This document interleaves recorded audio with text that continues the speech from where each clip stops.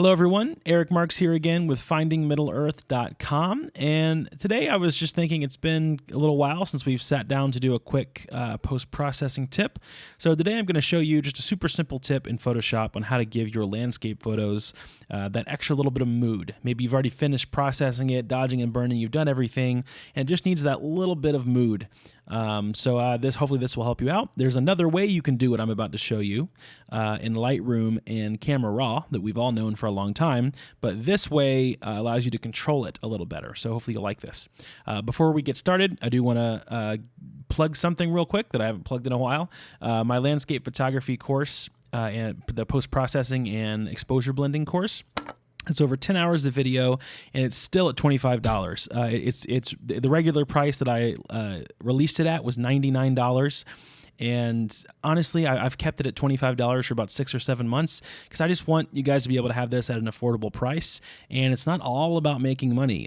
Yes, money in supporting me helps keep the lights on and helps me keep doing these videos. But I just really want to get you guys this information. That's why I started the channel. So it's over 10 hours of video. It's really an incredible value.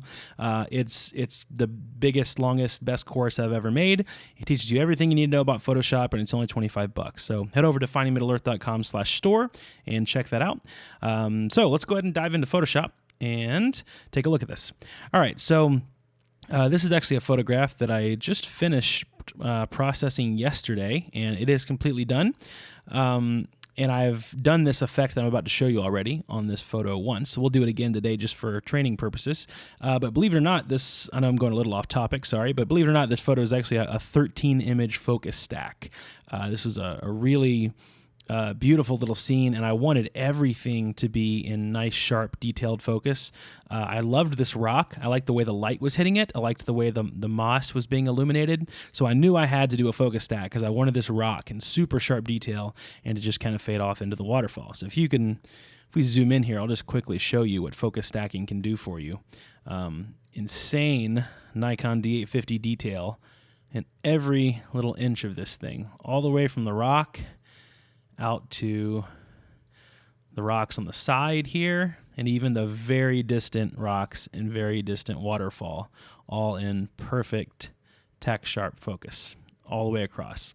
So it took 13 images, and it did a beautiful job. So let's go ahead and get into the tip, all right? You all know what I'm about to show you. What I'm about to show you, let's hop into Camera Raw, is basically a version of a vignette. And if you don't know what a vignette is, it's just basically putting that little darkened circle or oval around your photo. And Lightroom has this. Pretty much every raw processing software has this tool. The only issue is a lot of the time, I always put my subjects, much like this photo, in the bottom third or top third of the image. Very rarely do I put my main subject dead in the center, like right here, which is where the vignette likes to wrap the darkness around. And so if you notice, if I actually did a really heavy vignette, something like this, it's putting too much darkening exposure around my waterfall and my rock, and it's trying to bring the viewer's attention to this area right here, which this is not what I want people to focus on. I want people to really focus on this rock and then kind of slowly notice the beautiful stream and the waterfall in the background. So let me show you how you can fine-tune your own vignette here, okay? Let's just start by going down here to the bottom right and creating a new layer.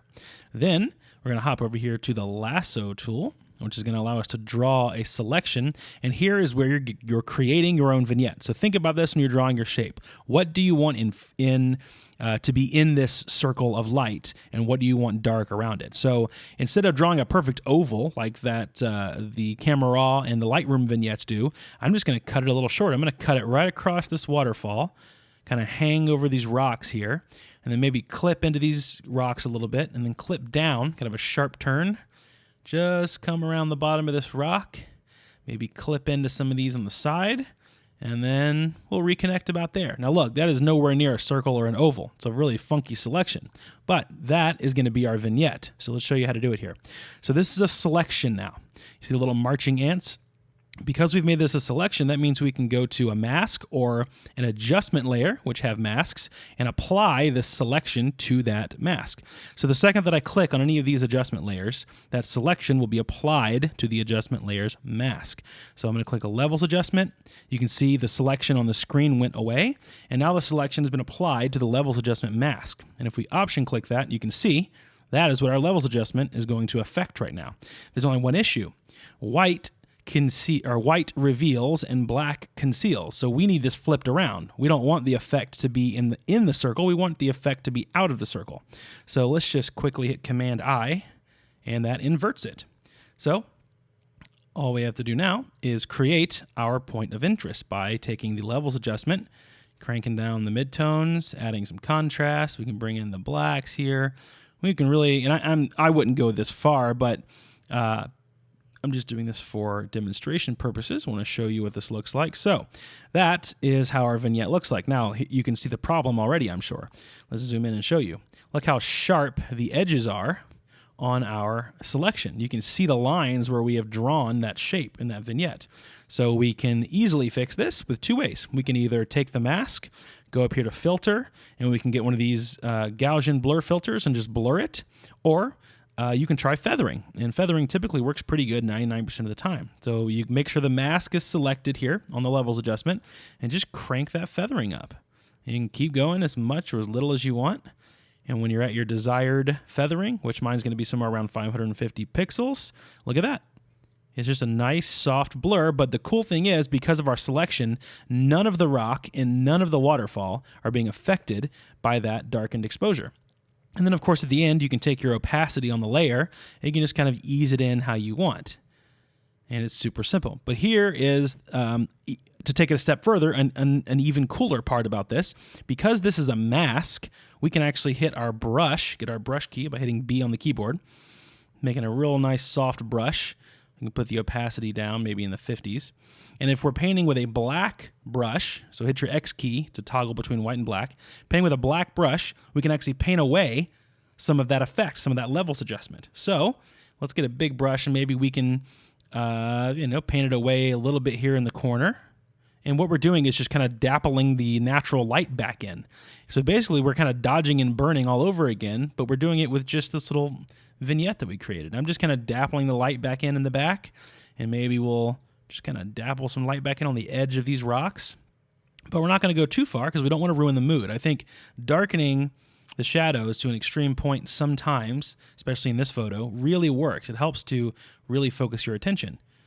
So, if you do some printing, you might not want really dark corners, so we can make a big brush and just kind of, take one line across the top corners. And then if we did it too much, we can obviously go back to a white brush and, go over it with a lower opacity. We can just kind of fine tune it because we're on a mask. So there you go. Here's a before and after, before and after. And that is my quick tip on how to give your landscape photography some mood with just this simple tip and creating your own fine-tuned vignette.